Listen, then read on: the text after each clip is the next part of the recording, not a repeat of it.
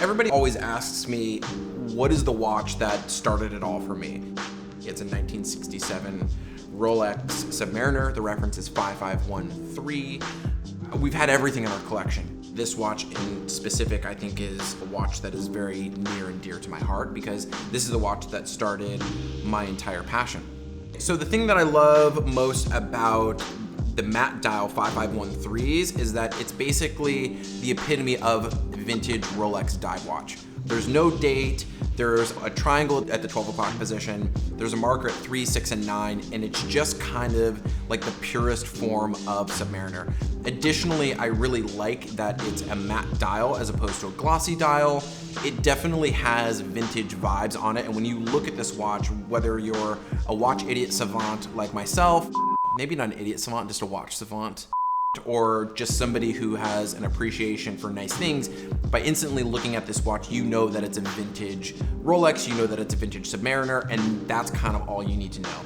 I think what makes this watch in particular very special is that it has a meters first depth rating. And this is a big deal because when Rolex was creating the Submariner and dive watches, these watches were literally used as a lifeline to timing things like decompression or air supply or bottom time.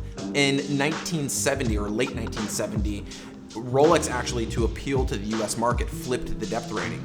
So what we'll see on watches post 1970, 1971 is a feet first depth rating. So this watch in specific, Rolex transitioned from gilt glossy dials to a matte dial, which is a much more technical application, less reflective, and kind of like the no bullshit sports watch, especially in the vintage arena.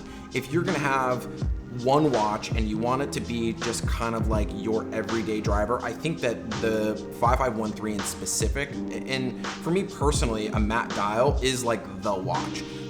Obviously, James Bond wore a Submariner. You could wear this watch with a tuxedo if you wanted to. You could wear it with jeans and a leather jacket. But I think there's like this thing that happens for me when I look at this watch. It kind of checks all those boxes for me.